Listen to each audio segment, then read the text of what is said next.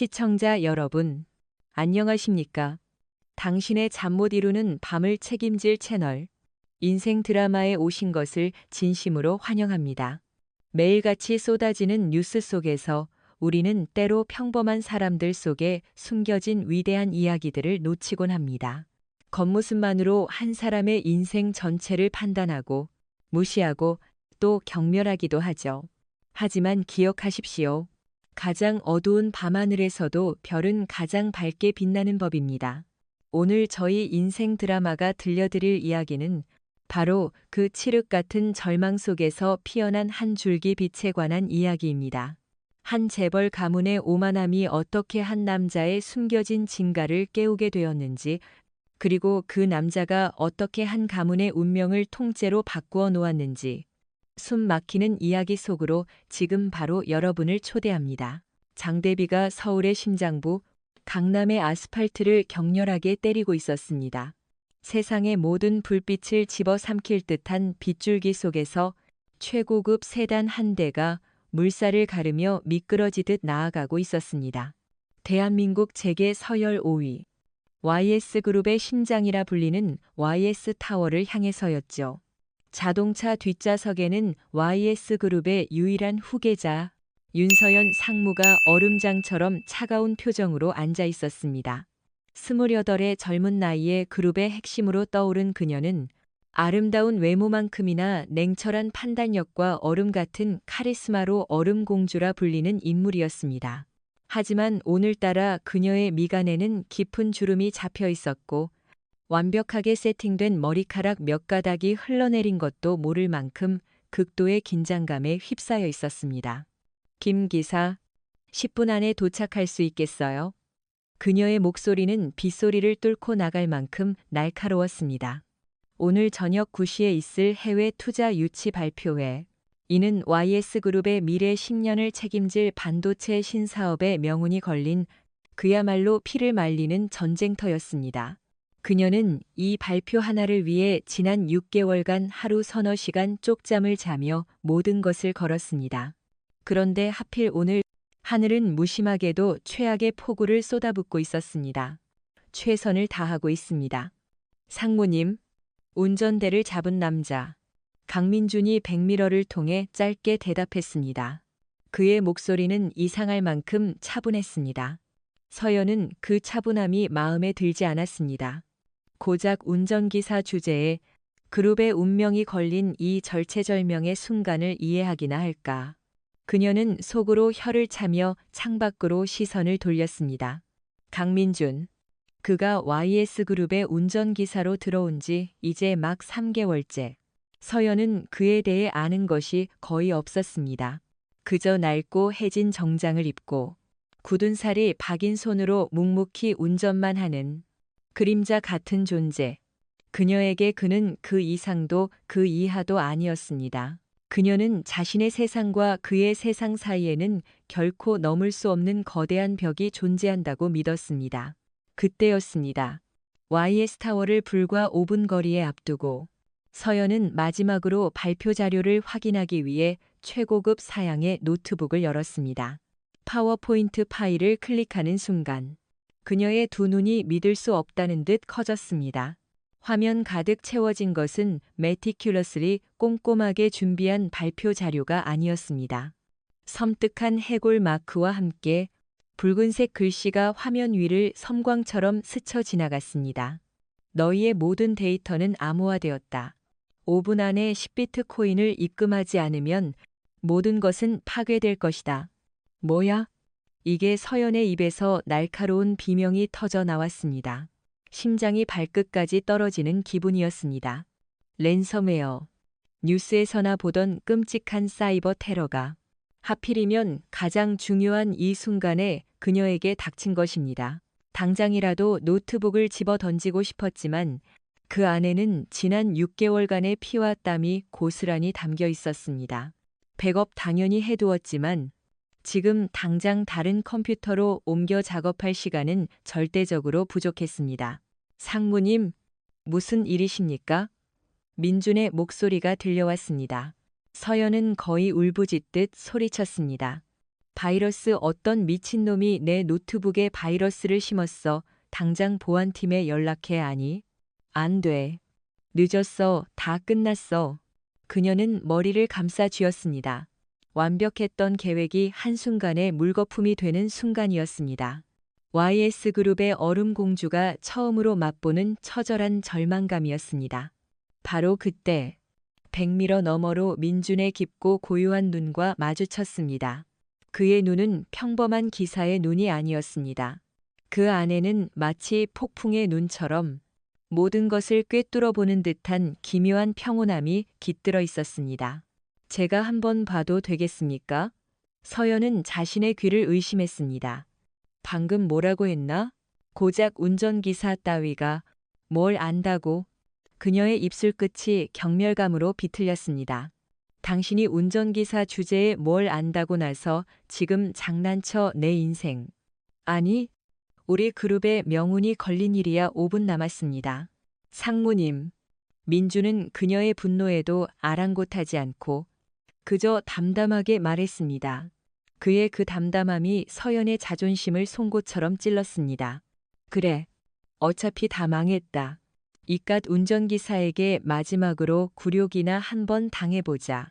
그녀는 거의 자포자기한 심정으로 비웃음 가득한 목소리로 내뱉었습니다. 좋아. 5분. 5분 안에 이 바이러스 막으면 2차. 당신 줄게.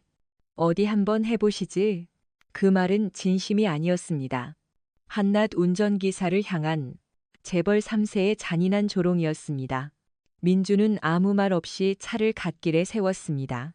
그리고 뒷좌석으로 손을 뻗어 그녀의 노트북을 건네받았습니다. 서연은 팔짱을 낀 채 그의 어깨 너머로 화면을 쏘아보았습니다. 그의 투박한 손가락이 어떻게 망가지는지 똑똑히 지켜볼 참이었습니다. 하지만 다음 순간 서연의 눈은 경악으로 물들었습니다. 민준의 손가락은 더 이상 운전대를 잡던 투박한 손이 아니었습니다. 그것은 마치 건반 위를 질주하는 피아니스트의 손처럼 키보드 위를 현란하게 날아다니기 시작했습니다. 까만 화면 위로 의미를 알 수 없는 녹색 코드들이 폭포수처럼 쏟아져 내렸습니다. 그의 눈빛은 아까와는 완전히 다른 사람처럼 날카롭고 깊게 빛나고 있었습니다. 마치 수술 집도를 앞둔 외과 의사처럼 혹은 적진의 심장부를 노리는 최정의 특수 요원처럼 그의 온몸에서는 범접할 수 없는 압도적인 기운이 뿜어져 나왔습니다. 1분, 2분이 지났습니다. 서연은 숨 쉬는 것조차 잊었습니다. 됐다. 짧은 한마디와 함께 민준의 손가락이 엔터키를 누르는 순간 화면을 가득 채웠던 섬뜩한 해골 마크가 거짓말처럼 사라졌습니다. 그리고 그 자리에는 그녀가 지난 6개월간 애타게 만들어온 발표 자료의 첫 페이지가 너무나도 선명하게 떠올랐습니다. 자동차 안에는 무거운 침묵만이 흘렀습니다. 빗소리만이 정적을 깨고 있었습니다. 시간은 고작 2분 30초가 흘렀을 뿐이었습니다. 서연은 아무 말도 할 수 없었습니다. 충격, 불신, 그리고 태어나서 처음 느껴보는 종류의 처절한 굴욕감. 자신이 벌레 보듯 무시했던, 그림자 취급했던 저 운전기사가 YS그룹의 최고 엘리트들로 구성된 보안팀도 몇 시간은 좋게 걸릴 사이버 테러를 단 2분 만에 해결해버린 것입니다. 민주는 아무 일도 없었다는 듯 노트북을 그녀에게 건넸습니다. 그리고는 다시 운전대를 잡으며 나지막이 말했습니다. 됐습니다. 회의 늦으시겠습니다. 그는 차에 대해서는 한마디도 꺼내지 않았습니다. 그 무심함이 그 어떤 말보다 더 날카로운 비수가 되어 서연의 심장에 박혔습니다. 과연 이 미스터리한 운전기사의 정체는 무엇일까요? 한순간에 상상조차 할 수 없었던 굴욕을 맛본 재벌 3세 윤서연은 이 상황을 어떻게 받아들일까요? 그리고 이것은 과연 우연한 해프닝이었을까요? 아니면 YS그룹을 향한 거대한 위기의 시작을 알리는 서막이었을까요? 다음 이야기가 궁금하시다면 지금 바로 인생 드라마 채널을 구독하고 알림 설정을 잊지 마세요. 더 흥미진진하고 충격적인 이야기로 다시 돌아오겠습니다. 감사합니다. 발표회는 기적적으로 성공리에 끝났습니다. 윤서연은 로봇처럼 정확하게 프레젠테이션을 마쳤고 해외 투자자들은 그녀의 자신감과 완벽한 발표 내용에 뜨거운 박수를 보냈습니다. 하지만 그녀의 머릿속은 온통 혼돈 그 자체였습니다. 발표 내내 그녀의 뇌리에는 YS그룹의 미래도 투자자들의 날카로운 질문도 아닌 백미러 너머로 보았던 한 남자의 깊고 고요한 눈빛만이 맴돌았습니다. 강민준. 그저 낡고 해진 유니폼을 입은 수많은 직원 중 한 명에 불과했던 그 남자가 오늘 밤 그녀가 평생 쌓아 올린 자존심의 성벽을 단 2분 30초 만에 산산조각 내버린 것입니다. 회의장을 빠져나와 1층 로비로 내려오는 내내 그녀는 수많은 임원들의 축하 인사에도 건성으로 고개를 끄덕일 뿐이었습니다.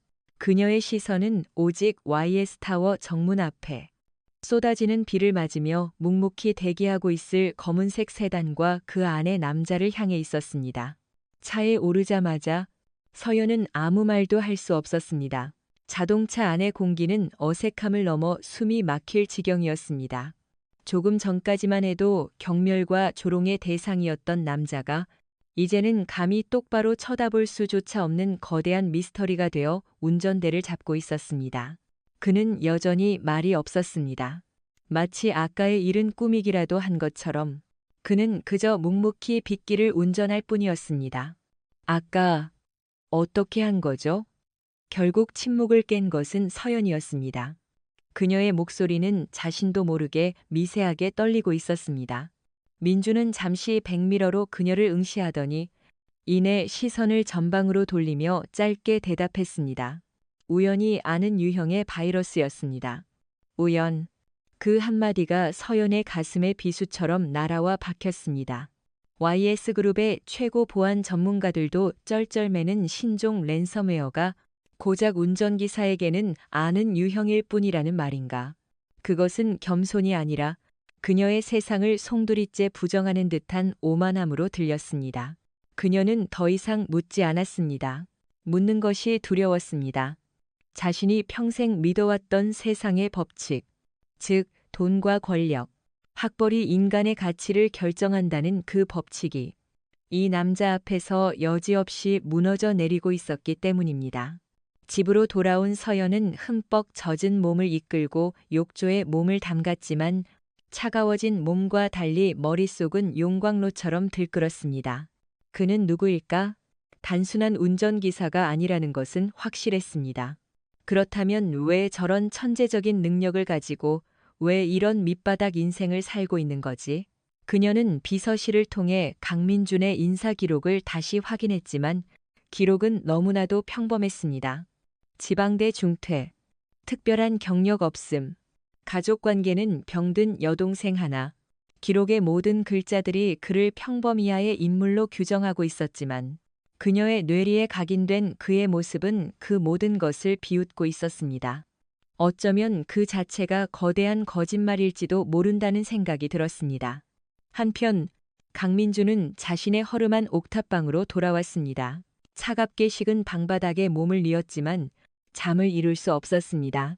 오늘 그는 넘지 말아야 할 선을 넘고 말았습니다. 지난 5년간 그는 세상의 눈을 피해 죽은 듯이 살아왔습니다. 하데스라는 이름을 버리고 과거의 모든 영광과 상처를 묻어버린 채 오직 하나뿐인 혈육인 여동생의 병원비를 버는 것만을 삶의 목표로 삼아왔습니다. 그런데 오늘 밤 윤서연이라는 여자의 절박한 눈빛 앞에서 그는 자신도 모르게 봉인해 두었던 과거의 자신을 꺼내 보이고 만 것입니다. 키보드를 잡는 순간 그의 손끝을 타고 흐르던 짜릿한 전율, 세상을 지배하는 디지털 코드의 흐름을 읽고 그 법칙을 자신의 의지대로 바꾸는 쾌감. 그는 그 모든 것을 잊었다고 생각했지만 그것은 그의 피와 영혼에 새겨진 본능이었습니다. 그는 후회했습니다. 괜한 일을 했다. 이제 저 얼음 같은 여자는 자신을 의심하고 파고들 것이다. 그렇게 되면 5년 전 그 끔찍한 사건의 진실을 알고 있는 그들이 다시 자신을 찾아낼지도 모른다. 그는 몸을 뒤척였습니다.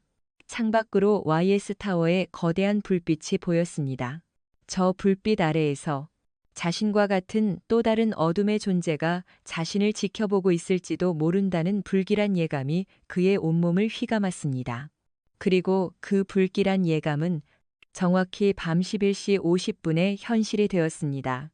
YS그룹의 심장부, YS타워 지하 5층에 위치한 통합 데이터 센터, 대한민국 최고의 보안을 자랑하는 그곳에서 갑자기 모든 모니터가 일제히 붉은색으로 전멸하기 시작했습니다.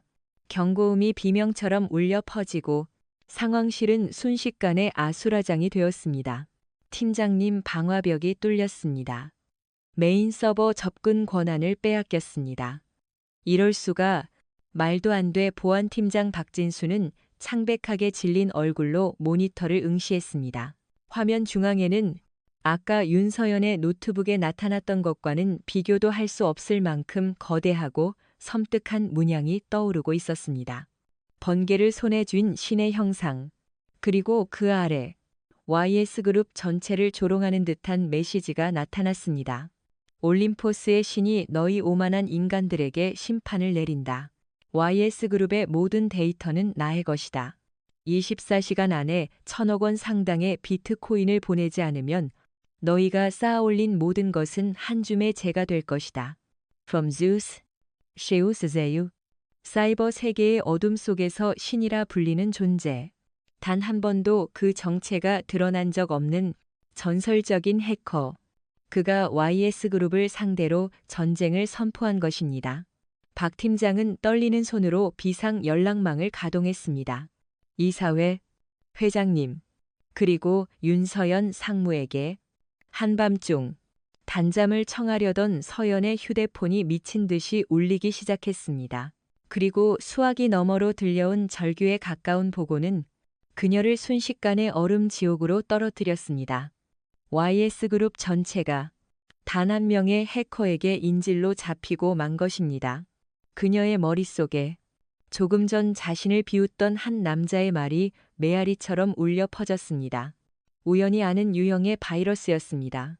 어쩌면 이 모든 것은 단순한 우연이 아니었을지도 모릅니다. YS그룹의 전쟁 상황실은 그 이름에 걸맞게 실제 전쟁터를 방불케 했습니다. 수십 명의 최고 엘리트들로 구성된 보안팀이 밤새 사투를 벌였지만 상황은 조금도 나아지지 않았습니다. 제우스가 구축한 방어벽은 난공불락의 요새와도 같았습니다. 그들이 방어벽의 실마리를 겨우 하나 찾아내면 제우스는 마치 비웃기라도 하듯 즉시 그보다 10배는 더 강력한 암호화 알고리즘으로 응수했습니다.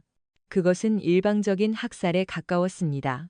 새벽녘, 뜬 눈으로 밤을 지새운 윤서연은 핏발선 눈으로 모니터를 응시했습니다. 화면에는 속수무책으로 무너지는 YS그룹의 보안 시스템 현황과 함께 남은 시간을 알리는 카운트다운 타이머가 무심하게 흘러가고 있었습니다. 18시간 42분 11초.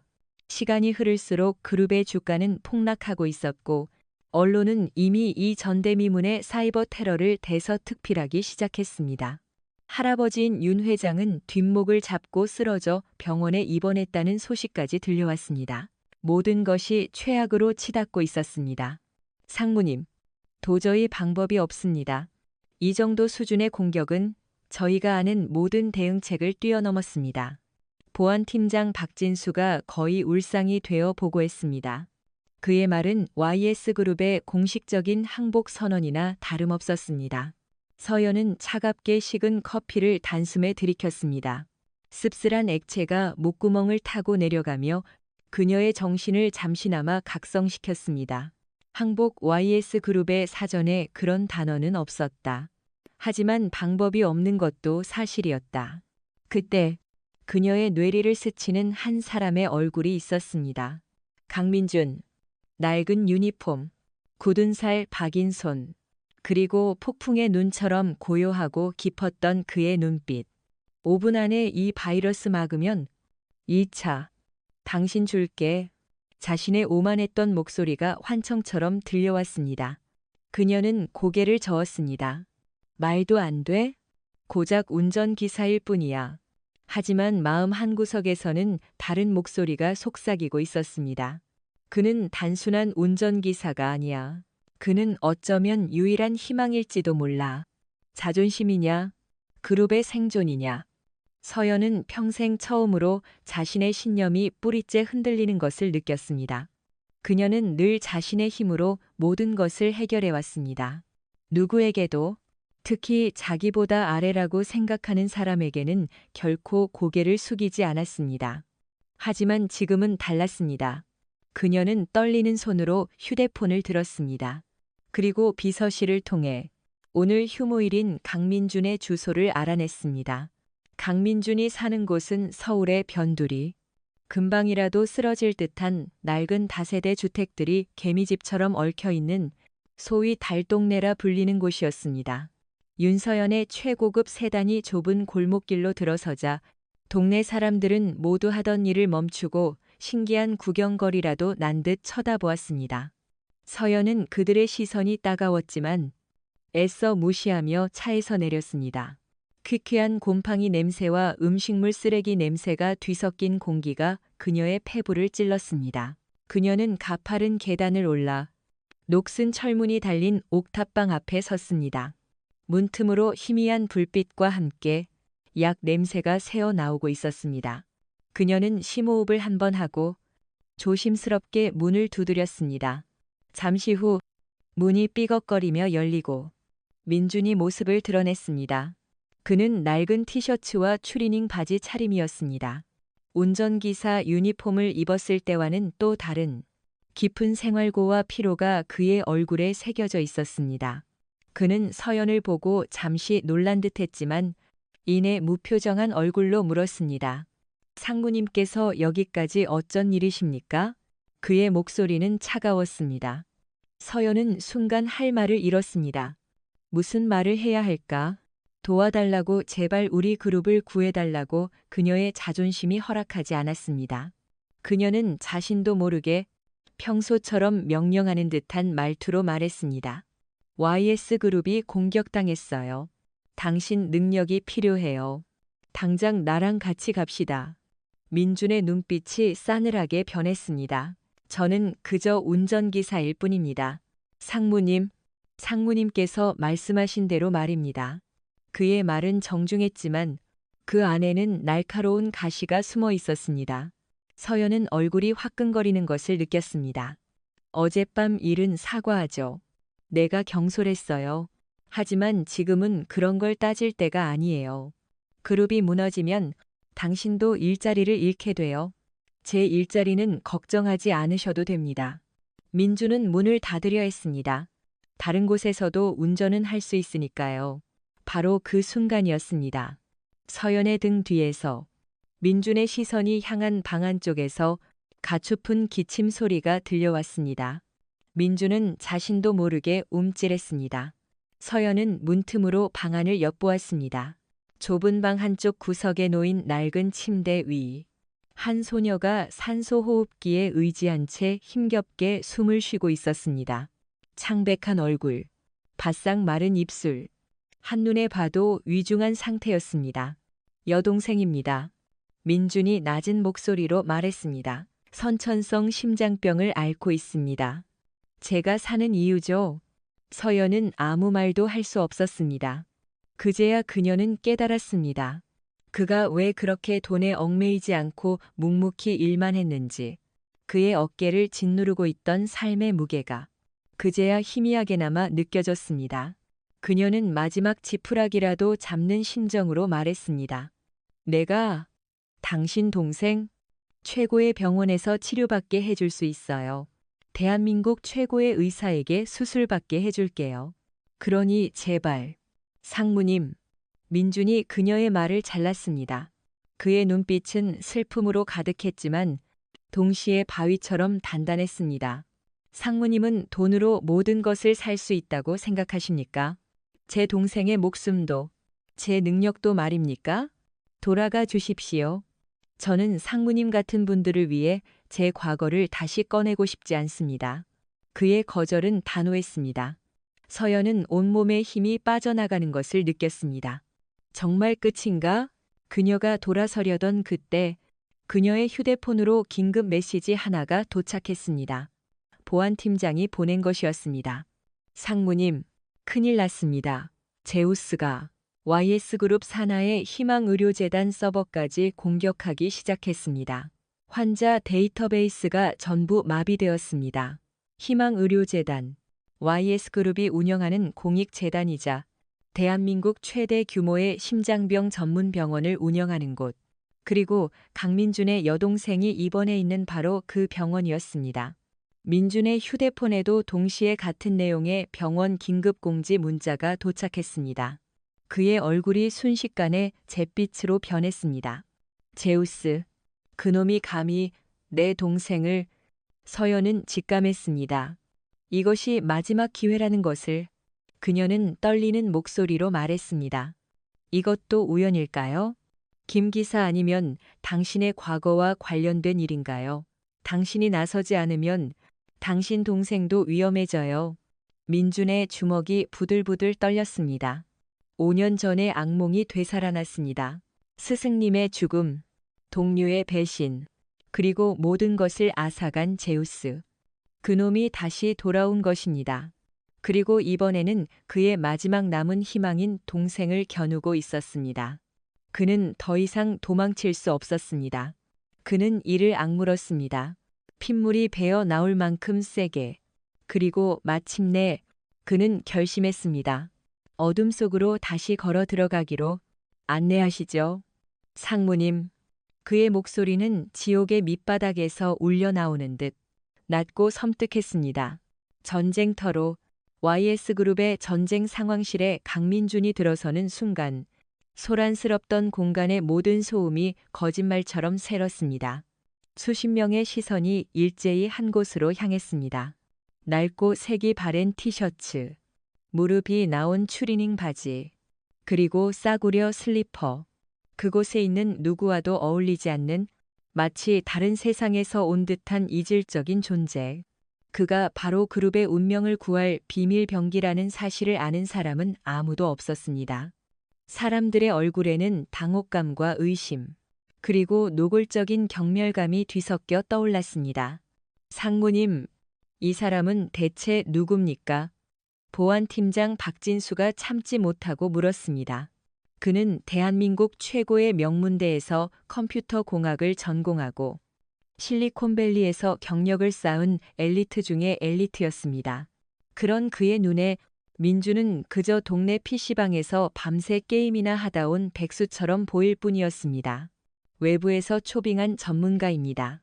지금부터 박 팀장과 보안팀은 이분의 지시에 따라주세요. 윤서연의 목소리는 단호했지만 그녀 역시 자신감이 넘치는 것은 아니었습니다. 그녀는 민준의 실력을 눈으로 확인했지만 그 실력이 과연 제우스라는 거대한 괴물에게도 통할지는 미지수였습니다. 보안 팀원들 사이에서 웅성거리는 소리가 터져 나왔습니다. 전문가, 저 사람이 어느 회사에서 왔는데 들어본 적도 없는 얼굴인데 상무님께서 뭘 잘못 아신 거 아니야. 박 팀장은 어이가 없다는 듯 헛웃음을 터뜨렸습니다. 상무님, 농담이시죠. 저희는 YS그룹의 최고 두뇌들입니다. 그런데 저런 행색의 사람에게 지시를 받으라니요. 저 사람 이력서라도 한번 보셨습니까? 그의 말에는 민준에 대한 무시뿐만 아니라 자신의 자존심에 상처를 입은 것에 대한 분노가 담겨 있었습니다. 서연은 입술을 깨물었습니다. 뭐라고 대답해야 할까? 그는 내 운전기사다라고 사실대로 말할 수는 없는 노릇이었다. 그때 모두의 시선이 집중된 가운데 민준이 처음으로 입을 열었습니다. 그는 소란스러운 주변 상황에는 아랑곳하지 않고 오직 중앙의 메인 스크린만을 응시하고 있었습니다. 공격은 어젯밤 11시 50분에 시작됐지만 실제 침투는 그보다 훨씬 이전인 72시간 전에 이루어졌군요. 그의 목소리는 낮고 차분했지만 상황실의 모든 소음을 압도하는 힘이 있었습니다. 박 팀장은 코웃음을 쳤습니다. 그걸 누가 몰라, 우리도 이미 파악한 사실이야. 그렇습니까? 민주는 천천히 고개를 돌려 박 팀장을 바라보았습니다. 그의 눈빛은 더 이상 평범한 운전기사의 눈빛이 아니었습니다. 그럼 범인이 그루베어의 업데이트 파일에 악성 코드를 심어 내부망에 침투했고 지난 72시간 동안 모든 관리자 계정의 데이터를 미러링한 뒤 가장 취약한 재무팀 서버를 통해 백도어를 열었다는 사실도 파악하셨습니까? 순간 박 팀장의 얼굴이 하얗게 굳었습니다.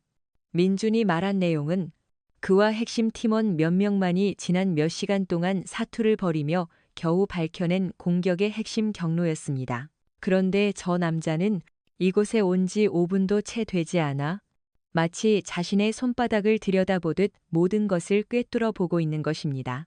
상황실에 있던 모든 팀원들의 입이 떡 벌어졌습니다. 웅성거리던 소리가 완전히 사라지고 숨 막히는 정적이 흘렀습니다. 민주는 그들의 반응 따위는 안중에도 없다는 듯 스크린 앞으로 성큼성큼 걸어갔습니다. 그는 널려있는 최고급 키보드 중 하나를 잡아 자신의 앞에 놓았습니다. 그리고 눈을 감았습니다. 잠시 후 그가 다시 눈을 떴을 때 그의 눈빛은 완전히 다른 사람의 것이 되어 있었습니다. 깊고 어두운 심연, 그 속에서 타오르는 푸른 불꽃. 5년 전 어둠의 세계를 지배했던 전설적인 해커 하데스가 긴 잠에서 깨어나는 순간이었습니다. 그의 손가락이 키보드 위를 날아다니기 시작했습니다. 그것은 타자를 치는 행위가 아니었습니다. 그것은 예술에 가까웠습니다. 의미를 알 수 없는 코드들이 화면 위를 수놓았고 복잡하게 얽혀있던 제우스의 공격 로그들이 하나씩 분해되고 재조립되었습니다. 보안 팀원들은 넋을 잃고 그 모습을 바라보았습니다. 그들이 며칠 밤낮을 세워도 이해할 수 없었던 외계어 같던 코드들이 그의 손끝에서 너무나도 단순하고 명료한 언어로 번역되고 있었습니다. 제우스 역시 너였군. 민준이 나지막이 읊조렸습니다. 그의 목소리에는 깊은 증오와 슬픔이 뒤섞여 있었습니다. 그는 제우스의 코드 스타일을 기억했습니다. 화려하고 거만하며 상대방을 철저히 파괴하고 조롱하는 방식. 5년 전 자신의 스승을 죽음으로 몰고 갔던 바로 그 방식이었습니다. 그의 머릿속으로 5년 전에 끔찍했던 기억이 섬광처럼 스쳐 지나갔습니다. 배신, 함정, 그리고 스승님의 마지막 모습. 그는 주먹을 불끈 쥐었습니다. 손톱이 손바닥을 파고드는 고통이 오히려 그의 정신을 더욱 또렷하게 만들었습니다. 복수심이 그의 온몸을 지배했지만 그는 그것을 억눌렀습니다. 지금은 감정에 휩쓸릴 때가 아니었다. 동생이 그리고 YS그룹의 운명이 그의 손에 달려 있었다. 그는 자리에서 일어나 넋이 나간 채 서 있는 박 팀장과 팀원들을 향해 말했습니다. 그의 목소리에는 이제 한치의 망설임도 없었습니다. 지금부터 내가 지시하는 대로 움직입니다. 1팀은 즉시 모든 외부 접속 IP를 차단하고 내부망을 물리적으로 분리합니다.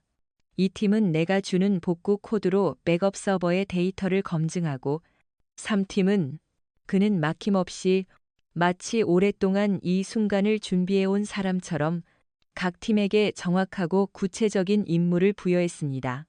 그의 지시는 너무나도 논리적이고 효율적이어서 감히 누구도 토를 달 수 없었습니다. 박 팀장은 자신도 모르게 고개를 숙이고 그의 지시를 받아 적기 시작했습니다. 그것은 엘리트로서의 자존심을 버린 행위가 아니었습니다. 그것은 진정한 전문가 앞에서 한 수 배우는 학생의 자세였습니다. 윤서연은 그 모든 광경을 숨죽인 채 지켜보았습니다. 그녀의 심장이 미친 듯이 뛰고 있었습니다. 저 남자? 대체 정체가 뭘까? 그녀는 자신이 판도라의 상자를 열었다는 것을 직감했습니다. 그리고 그 상자 안에서 나온 것은 희망일 수도, 혹은 더 큰 절망일 수도 있었습니다. 보이지 않는 전쟁은 이제 막 시작되었을 뿐이었습니다. 강민준이 지휘권을 잡은 이후 YS그룹 전쟁 상황실의 분위기는 180도 달라졌습니다.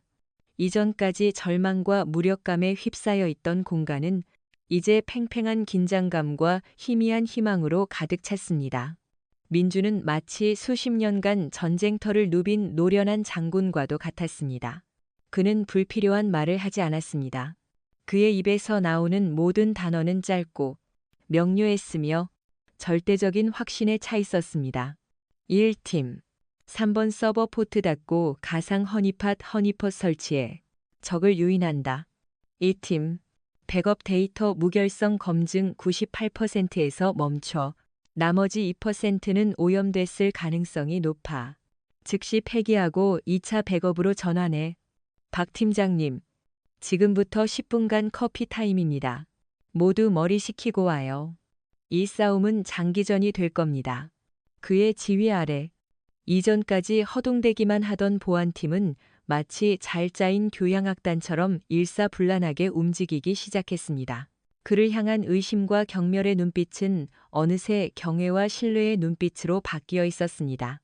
특히 박진수 팀장은 자신의 오만함을 깊이 뉘우치고 이제는 민준의 가장 충실한 부관이 되어 그의 손발 역할을 톡톡히 해냈습니다. 윤서연은 한 걸음 물러서서 그 모든 과정을 지켜보았습니다. 그녀는 지금 자신이 보고 있는 광경이 현실인지 꿈인지 분간할 수 없었습니다. 며칠 전까지만 해도 자신의 차를 운전하며 묵묵히 고개를 숙이던 그 남자가 지금은 대한민국 최고의 엘리트들을 향해 호령하고 있었습니다. 그의 낡은 티셔츠와 추리닝 바지는 더 이상 초라해 보이지 않았습니다. 오히려 그것은 세상의 모든 규율과 편견을 비웃는 자유로운 영혼의 상징처럼 느껴졌습니다. 그녀의 심장이 이상한 속도로 뛰기 시작했습니다. 그것은 단순히 그룹이 위기에서 벗어날 수 있다는 안도감 때문만은 아니었습니다. 태어나서 처음으로 느껴보는 한 남자를 향한 순수한 경외감과 그리고 강렬한 호기심이었습니다. 상무님, 그때 누군가 그녀의 곁으로 다가왔습니다. 윤 회장의 비서실장이자 YS그룹의 원로인 최 이사였습니다. 그는 윤 회장이 입원한 이후 사실상 그룹의 어른 역할을 하고 있었습니다. 저 친구, 대체 누굽니까? 어디서 저런 물건을 구해오셨습니까? 최 이사의 목소리에는 감탄과 의구심이 뒤섞여 있었습니다. 서연은 잠시 망설였습니다. 제 운전기사입니다. 그녀의 대답에 최 이사의 눈이 휘둥그레졌습니다. 네, 운전 기사요. 서연은 고개를 끄덕였습니다. 자세한 건 나중에 설명드리겠습니다. 지금은 저 사람을 믿는 수밖에 없습니다. 최 이사는 더 이상 묻지 않았습니다. 그는 그저 고개를 끄덕이며 경이로운 눈으로 민준의 뒷모습을 바라볼 뿐이었습니다. 몇 시간의 사투 끝에 드디어 첫 번째 반격의 기회가 찾아왔습니다. 민준은 제우스가 YS그룹의 데이터를 암호화하는 데 사용한 알고리즘의 패턴을 분석해 아주 미세한 균열을 발견해냈습니다. 그것은 일반적인 해커라면 절대 찾아낼 수 없는 제우스 특유의 오만함이 남긴 작은 실수였습니다. 찾았다. 민준의 입에서 나지막한 탄성이 터져 나왔습니다. 그는 즉시 키보드를 두드리기 시작했습니다. 그의 손끝에서 만들어진 코드는 제우스의 알고리즘을 정면으로 공격하는 것이 아니었습니다. 그것은 마치 바이러스를 치료하는 백신처럼 암호화된 시스템의 핵심으로 조용히 침투해 들어갔습니다. 지금부터 3분간 메인 서버의 제어권을 되찾아온다. 모두 집중해. 민준의 외침과 함께 붉은색으로 가득했던 메인 스크린의 일부가 서서히 YS그룹의 푸른색 로고로 바뀌기 시작했습니다. 와, 해냈다, 뚫었다, 우리가 뚫었어. 상황실 곳곳에서 환호성이 터져 나왔습니다. 절망의 냅에서 허우적대던 그들에게 찾아온 한 줄기 빛이었습니다. 하지만 민준의 표정은 여전히 굳어 있었습니다. 아직 안심하긴 일러. 이건 시작에 불과해. 제우스가 이 사실을 알아채기까지 길어야 10분이야. 그 안에 가장 중요한 데이터부터 복구한다. 반격은 성공적이었습니다. 10분이라는 짧은 시간 동안 그들은 그룹의 명운이 걸린 핵심 기술 자료와 고객 데이터베이스의 일부를 안전하게 복구해냈습니다. 비록 전체 시스템을 되찾아온 것은 아니었지만 이것은 제우스에게 빼앗겼던 전쟁의 주도권을 되찾아오는 의미 있는 첫 승리였습니다. 이 소식은 즉시 병원에 있는 윤 회장에게도 보고되었습니다. 보고를 받은 윤 회장은 병상에서 벌떡 일어나 믿을 수 없다는 표정으로 몇 번이고 되물었습니다. 그리고 그 일을 해낸 사람이 다름 아닌 손녀의 운전기사라는 사실에 그는 경악을 금치 못했습니다. 그는 당장 화상통화를 연결하라고 지시했습니다. 상황실의 대형 스크린에 윤 회장의 위험 있는 얼굴이 나타났습니다. 그는 먼저 손녀 서연을 격려한 뒤 민준을 찾았습니다. 자네가 강민준 군인가? 네. 회장님? 고맙네. 자네가 YS그룹을 구했어. 이 은혜는 평생 잊지 않겠네. 자네가 원하는 것은 무엇이든 말하게. 집이든 돈이든 그룹의 직책이든 무엇이든 주겠네. 윤 회장의 제안은 파격적이었습니다. 그 자리에 있던 모든 사람들이 숨을 죽였습니다. 하지만 민준의 대답은 모두의 예상을 벗어났습니다. 아직 전쟁은 끝나지 않았습니다. 회장님, 그리고 저는 아무것도 원하지 않습니다. 그저 제 동생이 무사히 치료만 받을 수 있다면 그것으로 충분합니다. 그의 목소리는 담담했지만 그 안에는 돈이나 명예 따위로는 살 수 없는 굳건한 신념이 담겨 있었습니다. 윤 회장은 잠시 말을 잃고 그를 바라보다가 이내 깊은 감동과 신뢰가 담긴 눈빛으로 고개를 끄덕였습니다. 서연 역시 가슴속에서 뜨거운 무언가가 울컥 차오르는 것을 느꼈습니다. 하지만 모두가 희망에 부풀어 있던 바로 그 순간 아무도 예상치 못한 곳에서 균열이 생겨나고 있었습니다. 보안팀장 박진수, 그는 민준의 천재성에 감탄하고 그의 지시에 따랐지만 마음 한구석에서는 지독한 질투와 위기감을 느끼고 있었습니다. 자신이 평생을 바쳐 이뤄낸 모든 것들이 갑자기 나타난 저 운전기사 한 명 때문에 한순간에 부정당하는 기분이었습니다. 회장님과 상무님의 신임이 온통 저 남자에게로 향하는 것을 보며 그의 마음속에서 어두운 감정이 싹트기 시작했습니다. 저 자식이 없었다면 이 위기를 해결한 영웅은 바로 나였을 텐데 그는 자신도 모르게 제우스가 남기고 간 데이터 로그 파일 하나를 몰래 자신의 USB에 복사했습니다. 그것이 어떤 끔찍한 결과를 불러올지는 전혀 상상하지 못한 채 그리고 그가 자리를 비운 사이 민주는 제우스의 다음 공격을 예측하며 시스템을 재정비하고 있었습니다. 그는 직감적으로 느끼고 있었습니다. 제우스가 이대로 물러날 리 없다는 것을. 다음 공격은 분명 이전과는 비교도 할 수 없을 만큼 더 교활하고 더 개인적인 방식으로 들어올 것이라는 불길한 예감이 그의 온몸을 감쌌습니다. 강민준의 예측은 정확했습니다. 첫 번째 반격에 자존심을 구긴 제우스의 역습은 예상보다 훨씬 더 빠르고 악랄하게 시작되었습니다. 그는 더 이상 YS그룹의 서버를 직접 공격하지 않았습니다. 대신 그는 YS그룹이라는 거대한 성을 외부가 아닌 내부에서부터 무너뜨리는 훨씬 더 교묘하고 잔인한 방법을 선택했습니다. 다음 날 아침, 대한민국 모든 언론사의 사회부, 경제부 기자들의 이메일함으로 익명의 메일 한 통이 날아들었습니다. YS그룹의 추악한 진실이라는 자극적인 제목의 메일 안에는 YS그룹의 비자금 조성 의혹을 제기하는 내부 회계 자료와 함께 윤서연 상무의 지극히 사적인 대화 내용이 담긴 녹취 파일이 첨부되어 있었습니다. 내용은 충격적이었습니다. 비자금 자료는 교묘하게 조작되어 있었지만 언론과 대중의 의심을 사기에는 충분했습니다. 더 끔찍한 것은 녹취 파일이었습니다.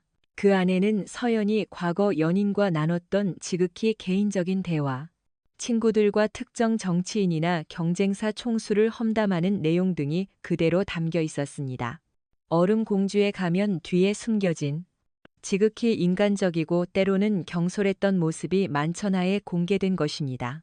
세상은 발칵 뒤집혔습니다.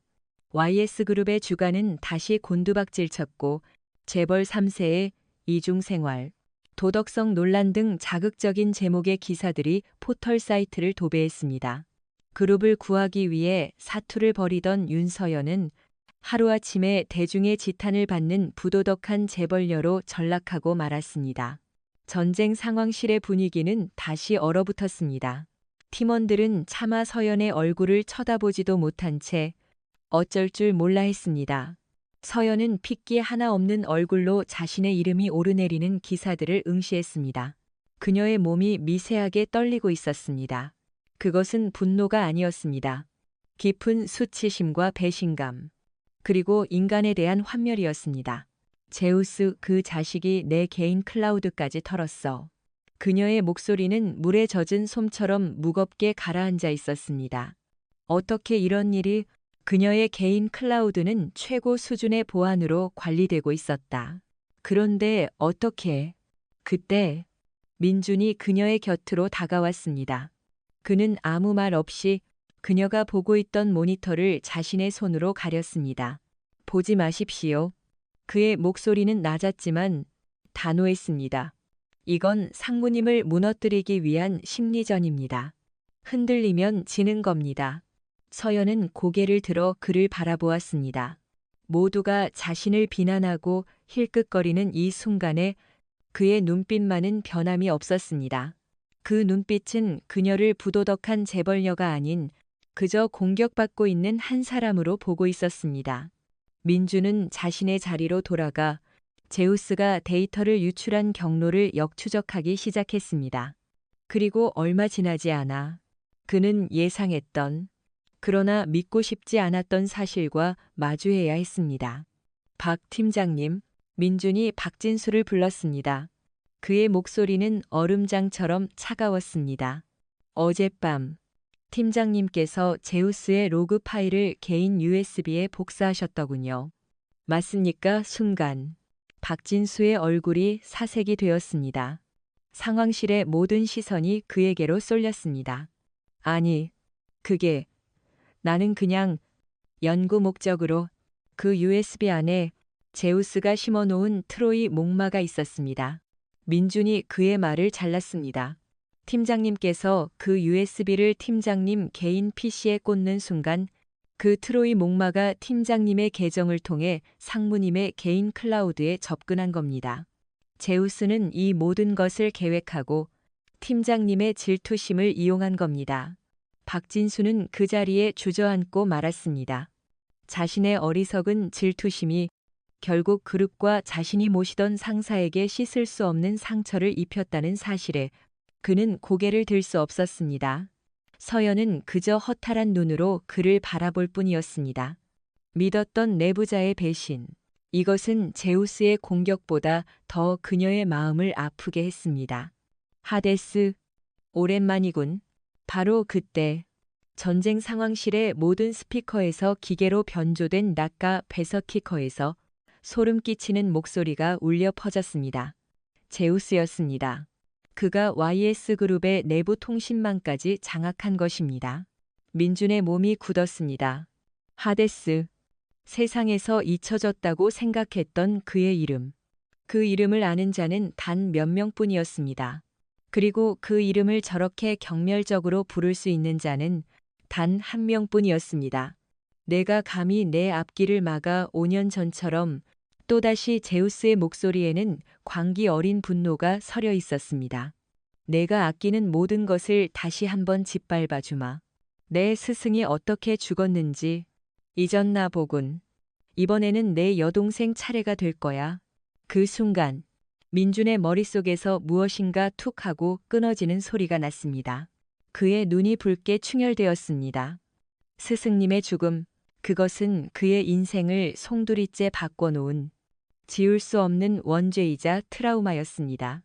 5년 전 민주는 대한민국 최고의 화이트 해커였던 스승과 함께 국가기관을 상대로 한 대규모 사이버 테러를 막는 프로젝트를 진행하고 있었습니다. 그때 제우스라 불리는 신예 해커가 나타나 그들의 시스템을 조롱하며 해킹을 시도했습니다. 민준과 스승은 그의 공격을 막아냈지만 프로젝트 팀의 일원이었던 민준의 가장 친한 친구가 제우스의 유혹에 넘어가 내부 정보를 팔아넘기고 말았습니다. 제우스는 그 정보로 함정을 팠고 결국 스승은 자신의 모든 것을 지키려다 과로와 스트레스로 인한 심장마비로 컴퓨터 앞에서 숨을 거두었습니다. 친구는 죄책감에 스스로 목숨을 끊었고, 민주는 스승을 지키지 못했다는 죄책감과 인간에 대한 배신감으로 모든 것을 버리고 어둠 속으로 사라졌던 것입니다. 그리고 그 모든 비극의 중심에 제우스가 있었습니다. 닥쳐. 민준의 입에서 짐승의 으르렁거림 같은 소리가 터져 나왔습니다. 내 놈이 감히 스승님의 이름을 입에 올려. 그는 키보드를 부서져라 내리치기 시작했습니다. 그의 손끝에서 이전과는 비교도 할 수 없을 만큼 공격적이고 파괴적인 코드들이 만들어졌습니다. 그것은 방어가 아니었습니다. 오직 파괴만을 위한 순수한 분노의 표출이었습니다. 두 천재 해커의 보이지 않는 전쟁이 YS그룹의 서버를 무대로 다시 한번 시작된 것입니다. 하지만 이번 전쟁은 단순한 돈이나 데이터를 넘어선 과거의 원한과 복수, 그리고 각자가 지키고 싶은 것을 건 처절한 사투였습니다. 강민준과 제우스의 디지털 전쟁은 YS그룹의 전쟁 상황실을 문자 그대로의 전쟁터로 만들었습니다. 스크린 위에서는 수억 개의 데이터 패킷들이 충돌하며 불꽃을 튀겼고, 현실에서는 두 남자의 분노와 증오가 차가운 공기를 가르며 격돌했습니다. 민주는 방어와 동시에 제우스의 실체를 파헤치기 위한 역추적을 시도했고, 제우스는 YS그룹의 시스템을 파괴하는 것을 넘어 이제는 윤서연 개인을 향한 인격적인 공격을 퍼붓기 시작했습니다. 제우스는 마치 서연의 모든 것을 알고 있다는 듯 그녀가 철저히 숨겨왔던 과거의 상처, 가장 아픈 기억들을 하나씩 끄집어내 인터넷에 유포했습니다. 그것은 바로 그녀의 어머니에 관한 이야기였습니다. 서연의 어머니는 과거 촉망받는 피아니스트였지만 윤 회장의 반대를 무릅쓰고 가난한 화가와 사랑에 빠져 집을 나갔습니다. 하지만 그들의 사랑은 오래가지 못했고, 결국 생활고와 우울증에 시달리던 어머니는 어린 서연을 남겨두고 스스로 세상을 떠났습니다. 이후 서연은 할아버지인 윤 회장의 손에 맡겨졌지만, 윤 회장은 손녀에게서 어머니의 그림자를 보았고, 그녀가 나약해지지 않도록 일부러 더 차갑고 엄격하게 대했습니다. 그 결과 서연은 감정을 표현하는 법을 잊고 오직 강하고 완벽해야만 살아남을 수 있다는 강박 속에서 얼음 공주가 되어버렸던 것입니다. 이 사실은 윤 씨 가문의 가장 큰 비밀이자 서연에게는 지울 수 없는 트라우마였습니다. 제우스가 이 비밀을 터뜨리자 세상의 비난은 극에 달했습니다. 사람들은 그녀를 불쌍한 상속녀라며 동정하는 척했지만 그 뒤에서는 그녀의 아픈 과거를 가십거리로 소비하며 즐겼습니다.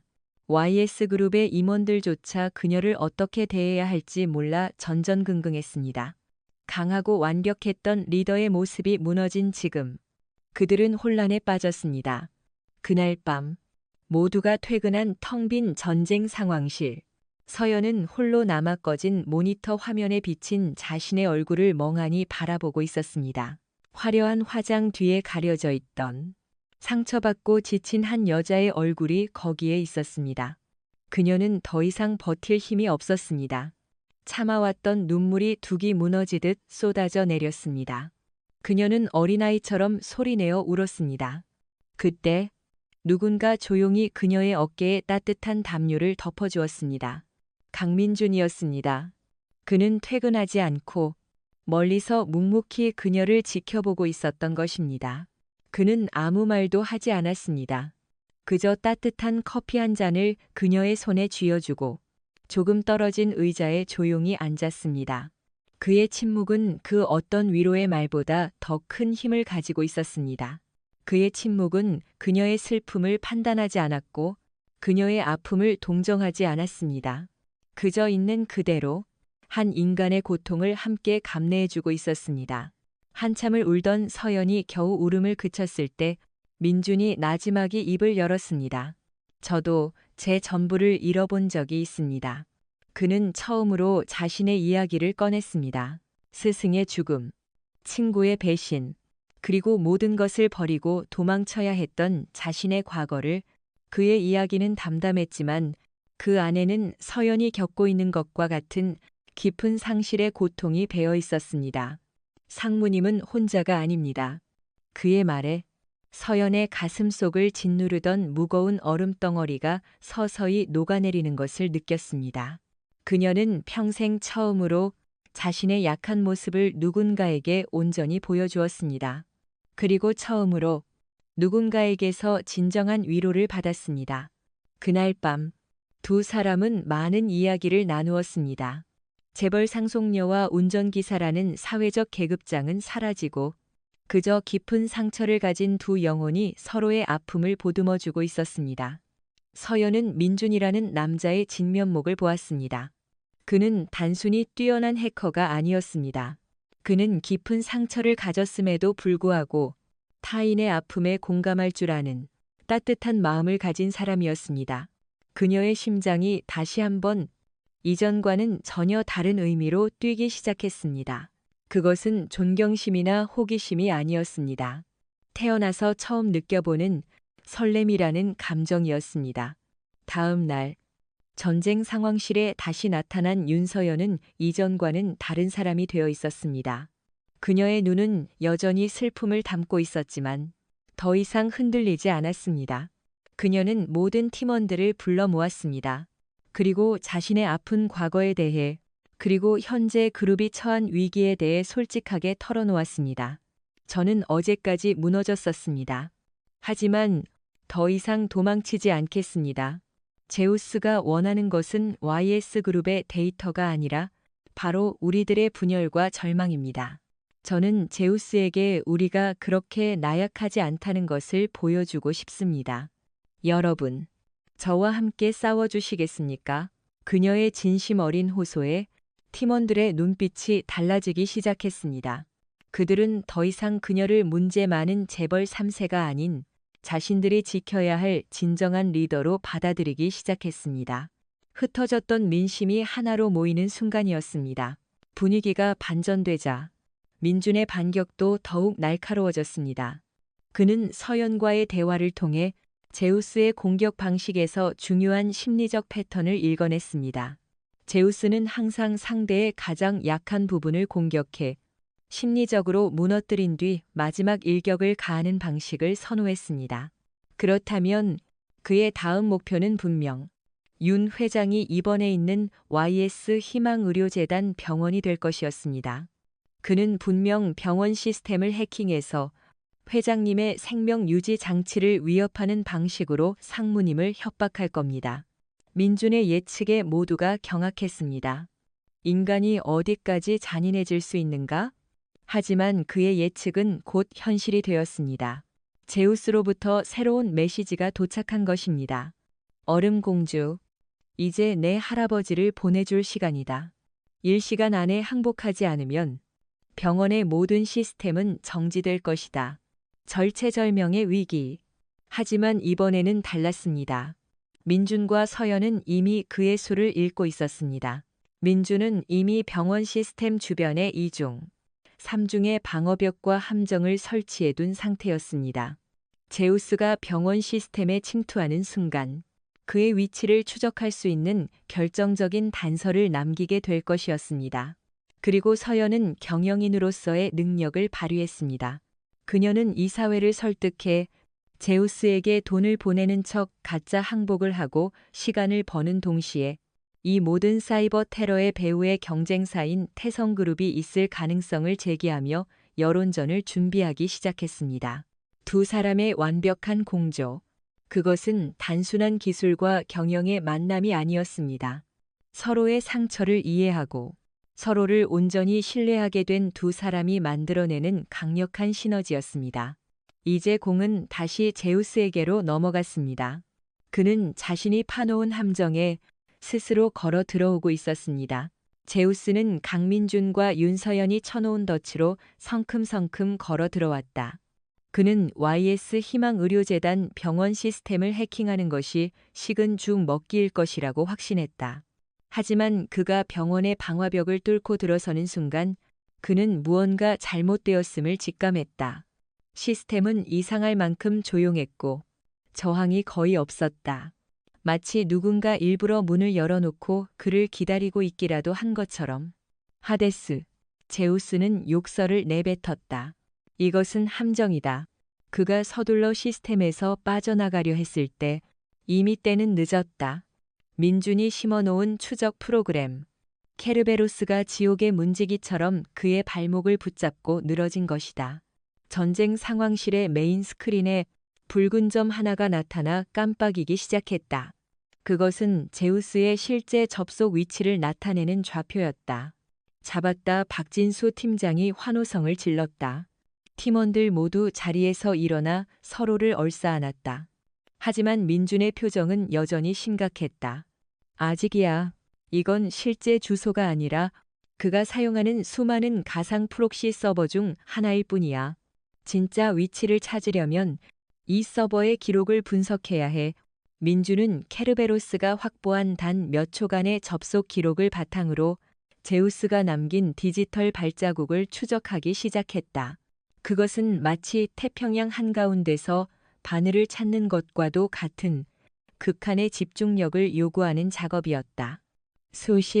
수백 개의 IP 주소가 거미줄처럼 얽혀 있었고 대부분은 해외에 있는 유령 서버였다. 그가 데이터의 바다에서 길을 잃고 헤매고 있을 때 그의 곁으로 윤서연이 다가왔다. 그녀는 더 이상 뒤에서 지켜보기만 하는 존재가 아니었다. 민준 씨, 이걸 한번 봐요. 그녀가 내민 것은 태성그룹의 최근 몇 년간의 해외 법인 설립 및 M&A 관련 자료였다. 그녀는 경영인의 직감으로 이 사이버 테러가 단순한 복수극이 아닐 것이라고 판단하고 밤새 경쟁사의 모든 활동을 분석했던 것이다. 태성그룹은 최근 3년간 동남아시아와 동유럽에 집중적으로 데이터 센터를 임대하고 페이퍼 컴퍼니를 설립했어요. 특히 이 지역들. 그녀가 지도 위의 몇몇 지점을 손가락으로 가리켰다. 순간 민준의 눈이 번쩍 뜨였다. 서연이 가리킨 지점들은 제우스가 경유지로 사용한 프록시 서버의 위치와 놀라울 정도로 일치했다. 퍼즐의 마지막 조각이 맞춰지는 순간이었다. 알겠습니다. 민준의 손가락이 다시 키보드 위를 질주하기 시작했다. 서연이 제공한 정보를 바탕으로 그는 수백 개의 용의 선상에서 단 몇 개의 핵심 서버로 수사망을 좁혀나갔다. 그리고 마침내 그는 제우스의 심장부, 그의 모든 공격이 시작된 진짜 서버의 위치를 찾아냈다. 그것은 태성그룹이 최근 인수한 동유럽의 한 작은 IT 기업 소유의 데이터 센터였다. 이제 모든 증거는 확보되었다. 제우스의 배후에 태성그룹이 있다는 사실을 입증할 수 있게 된 것이다. 서연은 즉시 법무팀을 소집해 태성그룹을 상대로 한 대규모 소송과 언론 발표를 준비했다. 하지만 민주는 아직 만족할 수 없었다. 이걸로는 부족합니다. 태성그룹은 분명 꼬리 자르기를 할 겁니다. 제우스를 개인적인 원한을 가진 해커로 몰아가고 자신들은 아무 관련이 없다고 발뺌하겠죠. 우리가 필요한 건 제우스와 태성그룹 회장, 최태성이 직접 연결되어 있다는 증거입니다. 하지만 그 증거를 어떻게 찾을 것인가? 제우스는 결코 그런 실수를 할 인물이 아니었다. 그때 서연의 머릿속에 한 가지 아이디어가 스쳐 지나갔다. 잠깐만요. 민준 씨. 아까 병원 시스템에서 제우스는 회장님의 생명 유지 장치를 위협했죠. 네, 그랬습니다.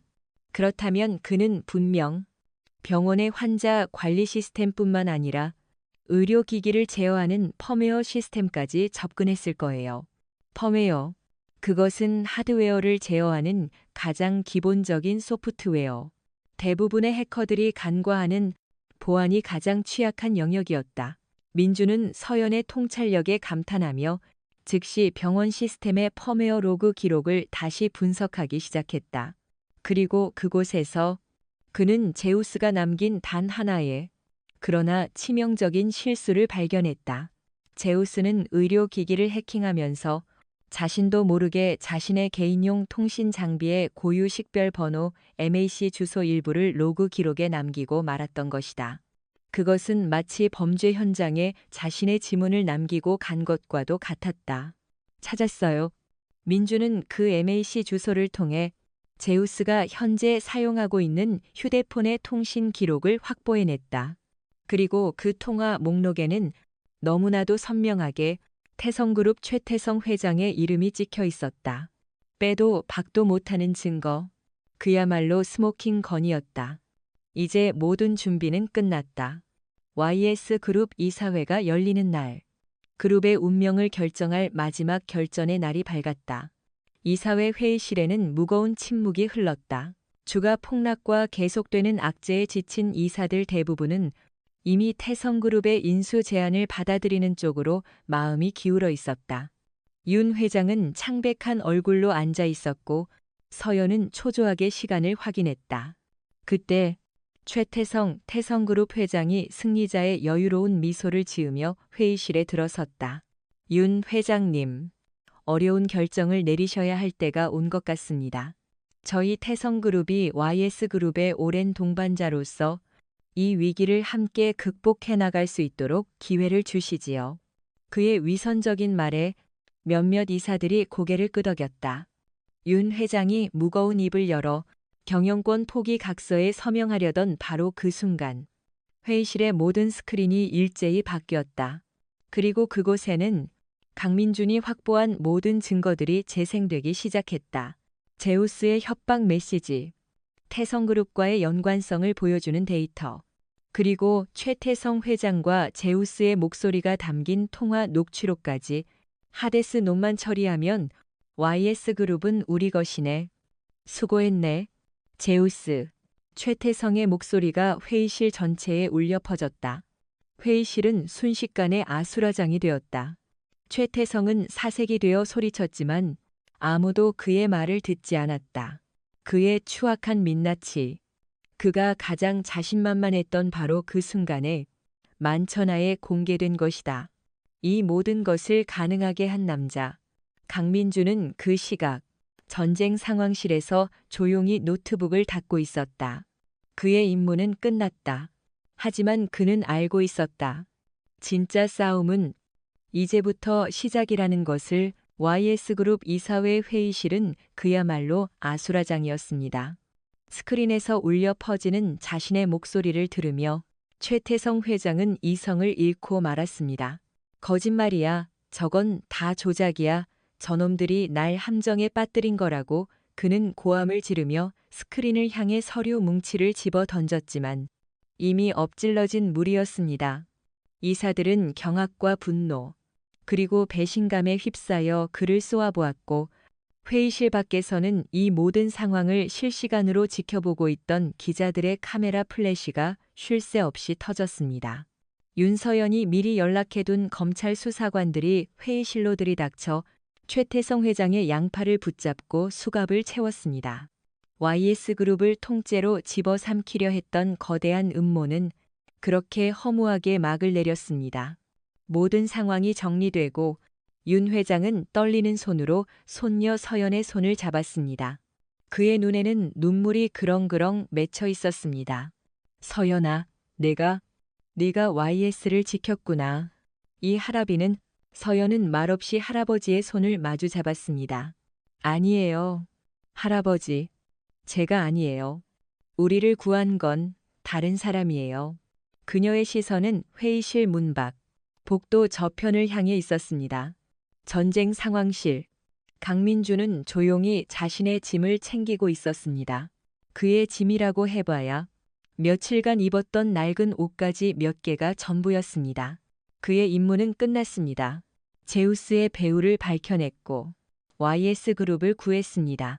이제 그는 다시 자신의 자리, 어둡고 초라한 옥탑방으로 돌아가 여동생의 병원비를 걱정하는 평범한 운전기사의 삶을 살아야 했습니다. 그가 마지막으로 시스템 종료 버튼을 누르고 돌아서려는데 상황실 문이 열리고 서연이 들어왔습니다. 가시는 거예요. 그녀의 목소리에는 아쉬움이 묻어 있었습니다. 민주는 고개를 끄덕였습니다. 제 역할은 끝났으니까요. 아니요. 아직 안 끝났어요. 서연이 그의 앞을 막아섰습니다. 아직 당신과 제우스의 싸움은 끝나지 않았잖아요. 그렇습니다. 최태성은 체포되었지만 그의 하수인이었던 제우스는 아직 잡히지 않았습니다. 그는 태성그룹의 데이터 센터에서 흔적도 없이 사라진 상태였습니다. 그는 언제든 다시 민준과 그리고 YS그룹을 위협할 수 있는 시한폭탄과도 같은 존재였습니다. 그건 이제 경찰이 할 일입니다. 민준이 말했습니다. 저는 더 이상 도망치게요. 서연의 목소리가 날카로워졌습니다. 5년 전처럼 또다시 모든 걸 버리고 숨어버릴 건가요? 당신 스승님을 죽음으로 몰아넣고 당신 인생을 망가뜨린 원수잖아요. 그런데 이대로 끝내겠다고요? 그녀의 말은 민준의 가장 아픈 곳을 찔렀습니다. 그는 주먹을 꽉 쥐었습니다. 그의 눈빛이 세차게 흔들렸습니다. 바로 그때 그의 휴대폰으로 메시지 한 통이 도착했습니다. 제우스였습니다. 하데스, 게임은 아직 끝나지 않았어. 내가 가장 아끼는 것을 걸고 마지막 라운드를 시작하지. 30분 주겠다. 서울타워 꼭대기. 혼자 와라. 그렇지 않으면 내 여동생이 있는 병원에서 재미있는 불꽃놀이가 시작될 거다. 메시지에는 병원 내부의 폭탄 설계도로 보이는 사진이 첨부되어 있었습니다. 민준의 얼굴이 하얗게 질렸습니다. 그놈이 병원의 폭탄을 그는 이성을 잃고 상황실을 뛰쳐나가려 했습니다. 하지만 서연이 그의 팔을 붙잡았습니다. 혼자 가면 죽어요. 이건 함정이에요. 하지만 내 동생이 그러니까 더더욱 정신 차려야죠. 서연이 그의 뺨을 내리쳤습니다. 짝 하는 소리와 함께 민준의 고개가 돌아갔습니다. 그는 잠시 멍하니 서 있다가 이내 거친 숨을 몰아쉬며 정신을 차렸습니다. 서연의 눈에는 눈물이 가득했지만 그녀의 눈빛은 그 어느 때보다 단단했습니다. 당신은 혼자가 아니에요. 우리가 함께 가요. 두 사람은 즉시 경찰에 신고했지만 30분이라는 시간은 너무나도 촉박했습니다. 경찰 특공대가 출동하기 전에 제우스가 폭탄을 터뜨릴 수도 있었습니다. 민주는 결심했습니다. 제가 먼저 가서 시간을 벌겠습니다. 상무님은 경찰과 함께 와주십시오. 그는 서연의 만류를 뿌리치고 YS그룹 지하 주차장에 있던 오토바이 한 대에 올라탔습니다. 그것은 그가 평소에 몰던 낡은 오토바이가 아니었습니다. YS그룹의 연구소에서 개발한 최첨단 전기 오토바이였습니다. 그는 헬멧을 쓰고 마지막으로 서연을 돌아보았습니다. 반드시 살아 돌아와요. 서연의 목소리가 바람에 흩날렸습니다. 민주는 말없이 고개를 끄덕이고 어둠 속으로 총알처럼 튀어나갔습니다. 서울타워. 안개비가 내리는 타워 정상은 인적이 끊겨 스산한 분위기마저 감돌았습니다. 전망대 한가운데 검은 코트를 입은 한 남자가 서서 도시의 야경을 내려다보고 있었습니다. 제우스였습니다. 민주는 천천히 그에게 다가갔습니다. 오랜만이군. 선우야. 민준이 불렀습니다. 제우스. 그의 본명은 한선우. 5년 전 민준과 함께 스승 밑에서 동문수학했던 가장 친한 친구이자 라이벌이었습니다. 선우가 천천히 돌아보았습니다. 그의 얼굴에는 깊은 증오와 광기가 서려 있었습니다.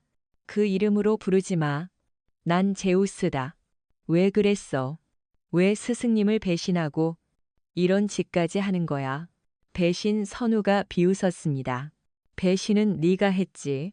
강민준.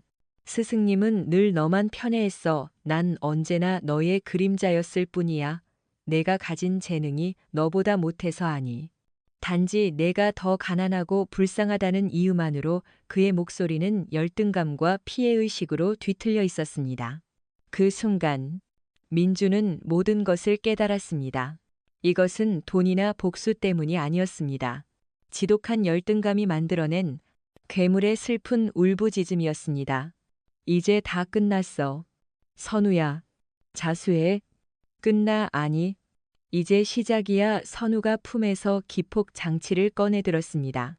너와 함께 이 지긋지긋한 세상과 함께 끝나는 거다. 그가 기폭장치를 누르려던 순간 민준이 몸을 날려 그를 덮쳤습니다. 두 사람의 몸이 전망대 바닥을 뒹굴었습니다.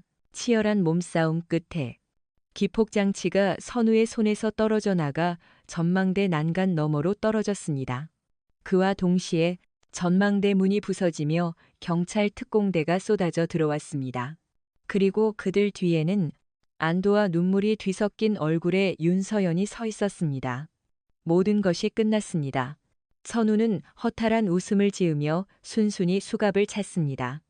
경찰에게 끌려가던 그는 마지막으로 민준을 돌아보며 말했습니다. 민준아, 미안했다. 그것은 그가 5년 만에 처음으로 건넨 진심이 담긴 사과였습니다. 모든 소동이 끝나고 민준은 난간에 기댄 채 텅 빈 눈으로 서울의 야경을 내려다보았습니다. 길고 길었던 악연이 드디어 끝이 났습니다. 그의 곁으로 서연이 다가와 말없이 그의 손을 잡았습니다. 그녀의 손은 따뜻했습니다. 그 온기가 지난 5년간 얼어붙어 있던 민준의 마음을 서서히 녹여주고 있었습니다. 두 사람은 아무 말 없이 함께 새벽이 밝아오는 도시의 풍경을 바라보았습니다. 길고 어두웠던 밤이 지나고 새로운 아침이 오고 있었습니다. 모든 폭풍이 지나간 뒤에 서울은 거짓말처럼 고요했습니다. YS그룹을 둘러싼 역대급 사이버 테러 사건은 제우스 한선우와 그 배우였던 태성그룹 최태성 회장의 구속으로 막을 내렸습니다. 언론은 YS그룹을 위기에서 구해낸 숨은 영웅 하데스의 정체를 캐내기 위해 혈안이 되었지만 YS그룹은 철저한 함구령으로 그의 신원을 보호했습니다. 강민준은 다시 평범한 일상으로 돌아왔습니다. 하지만 그의 일상은 더 이상 예전 같지 않았습니다. 그는 더 이상 낡은 옥탑방에 살지 않았습니다. 윤서연의 배려로 여동생이 입원한 병원 근처의 깨끗한 아파트로 거처를 옮겼고 더 이상 운전대를 잡지 않아도 되었습니다. 윤 회장이 약속했던 막대한 보상금 덕분에 그는 평생 돈 걱정 없이 살 수 있게 되었습니다. 여동생은 국내 최고의 의료진에게 집중 치료를 받으며 하루가 다르게 건강을 되찾고 있었습니다. 모든 것이 좋아졌지만 민주는 어딘가 모르게 공허했습니다. 그는 매일 병원에서 동생을 돌보고 남는 시간에는 그저 멍하니 창밖을 바라보며 시간을 보냈습니다. 키보드를 만지지 않은 지 한 달이 넘어가고 있었습니다. 그날도 그는 병원 벤치에 앉아 떨어지는 낙엽을 바라보고 있었습니다. 그때 익숙한 향수 냄새와 함께 누군가 그의 옆에 앉았습니다. 윤서연이었습니다. 그녀는 더 이상 날카로운 비즈니스 정장 차림이 아니었습니다. 편안한 니트와 청바지 차림의 그녀는 차가운 얼음 공주가 아닌 그저 평범하고 아름다운 28의 여인이었습니다. 잘 지냈어요. 그녀가 먼저 말을 건넸습니다. 민주는 희미하게 웃으며 고개를 끄덕였습니다. 덕분에요. 동생도 많이 좋아졌습니다. 감사합니다. 천만에요. 감사 인사는 제가 해야죠. 잠시 침묵이 흘렀습니다. 서연은 무언가 결심한 듯 입을 열었습니다. 할아버지께서 민준 씨를 YS그룹의 부회장으로 임명하고 싶어 하세요. 그것은 파격적인 제안을 넘어 대한민국 재계 역사에 전례가 없는 일이었습니다. 운전기사가 하루아침에 대기업의 부회장이 된다는 것. 하지만 민준의 표정은 의외로 담담했습니다. 그는 잠시 눈을 감고 생각에 잠기더니 이내 고개를 저었습니다. 과분한 제안이지만 사양하겠습니다. 왜요? 서연의 목소리가 흔들렸습니다. 당신은 충분히 그럴 자격이 있어요. 당신 오늘 우리가 함께한 강민준과 윤서연의 이야기는 어쩌면 이 시대를 살아가는 우리 모두의 이야기일지도 모릅니다. 겉으로 보이는 화려함이나 초라함 속에 진짜 모습을 감춘 채 저마다의 상처와 무거운 짐을 지고 살아가는 우리들의 자화상 말입니다. 이 이야기는 우리에게 묻습니다.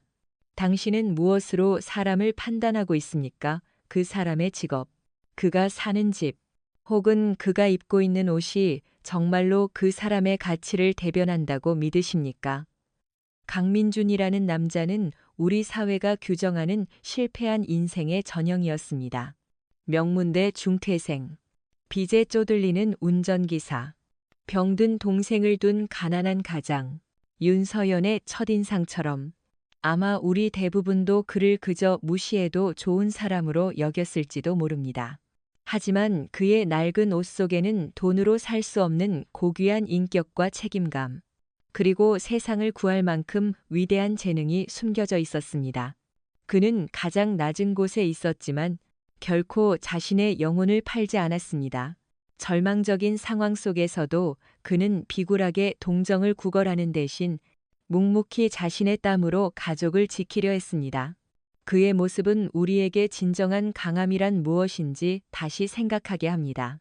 그것은 권력이나 부에서 나오는 것이 아니라 어떤 상황에서도 나 자신을 잃지 않는 단단한 자존감, 그리고 사랑하는 사람을 지키려는 숭고한 마음에서 비롯된다는 것을 말입니다. 반면 윤서연은 모든 것을 다 가진 것처럼 보였습니다. 대한민국 상위 1%의 부와 명예, 눈부신 외모와 능력까지. 하지만 그녀의 내면은 누구보다 춥고 외로운 얼음 공주였습니다. 그녀는 사람을 믿는 법을 잊었고 오직 자신의 힘으로만 세상을 헤쳐나가야 한다고 믿었습니다. 그녀가 강민준을 만나 겪게 된 일련의 사건들은 그녀가 평생을 의지해왔던 돈과 권력이라는 것이 얼마나 허무하게 무너질 수 있는지를 보여주었습니다. 그리고 아이러니하게도 그녀를 구원한 것은 YS그룹의 막강한 자본이나 인맥이 아니었습니다. 그녀가 가장 무시했던 한 남자의 진심과 돈으로 환산할 수 없는 그의 능력이었습니다. 그녀는 가장 낮은 곳에서 가장 빛나는 진주를 발견한 것입니다. 이 과정을 통해 그녀는 깨닫게 됩니다. 진정으로 강한 사람은 모든 것을 다 가진 사람이 아니라 자신의 약점을 인정하고 타인에게 기꺼이 도움을 청할 수 있는 용기를 가진 사람이라는 것을, 그리고 진정한 리더십은 군림하는 것이 아니라 진심으로 사람의 마음을 얻고 함께 나아가는 것임을 말입니다. 이 이야기는 또한 우리에게 기회의 중요성에 대해 이야기합니다. 만약 윤서연이 절체절명의 순간 마지막 자존심을 버리고 강민준에게 기회를 주지 않았다면 어떻게 되었을까요? 아마 YS그룹은 역사 속으로 사라졌을 것이고 강민준은 평생 운전기사로 살아가며 자신의 위대한 재능을 썩혔을 것입니다.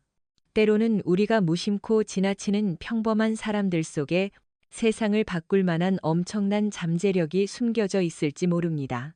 중요한 것은 편견의 안경을 벗고 그 사람의 진정한 가치를 발견하려는 열린 마음입니다. 당신의 작은 관심과 믿음이 한 사람의 인생을 통째로 바꾸고 나아가 당신의 인생까지 구원하는 기적을 만들어낼 수 있습니다. 마지막으로 이 이야기는 용서와 새로운 시작의 가치를 보여줍니다. 강민준은 자신을 배신하고 스승을 죽음으로 몰아넣은 친구 한선우를 힘으로 응징하는 대신 그의 뒤틀린 영혼을 마주하고 용서의 길을 열어주려 했습니다.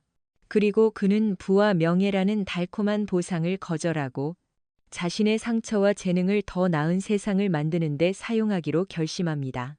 과거의 아픔에 주저앉아 자신을 파괴하는 대신 그 아픔을 딛고 일어나 더 큰 사람이 된 것입니다. 윤서연 역시 과거의 상처에서 벗어나 따뜻한 마음을 가진 리더로 거듭났습니다. 두 사람은 서로의 구원자가 되어 함께 새로운 미래를 향해 나아갑니다. 우리의 삶도 마찬가지입니다. 누구나 실수를 하고 상처를 받습니다. 중요한 것은 과거에 얽매여 현재를 낭비하는 것이 아니라 오늘의 아픔을 내일의 희망을 만드는 걸음으로 삼는 지혜와 용기입니다. 오늘 이야기가 여러분의 마음에 작은 울림을 주었기를 바랍니다. 당신의 주변을 한번 둘러보십시오. 혹시 당신이 무심코 지나치고 있는 강민준은 없습니까? 혹은 차가운 가면 뒤에 외로움을 숨기고 있는 윤서연은 없습니까? 오늘 밤 당신의 작은 관심과 따뜻한 말 한마디가 누군가의 인생의 기적을 선물할 수 있을지도 모릅니다. 오늘 이야기에 공감하셨다면 좋아요와 구독 버튼을 눌러 저희 인생 드라마 채널에 힘을 실어주세요. 여러분의 응원은 저희가 더 좋은 이야기를 만드는데 가장 큰 원동력이 됩니다.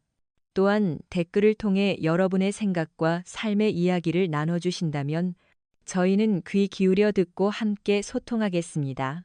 본 영상에 등장하는 인물, 단체, 그리고 사건은 모두 교육적이고 교훈적인 메시지를 전달하기 위해 창작된 허구의 이야기이며 특정 현실과는 아무런 관련이 없음을 밝힙니다.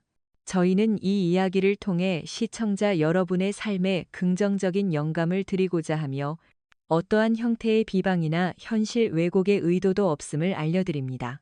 시청해 주셔서 진심으로 감사합니다. 다음 시간에 더욱 감동적인 이야기로 찾아뵙겠습니다.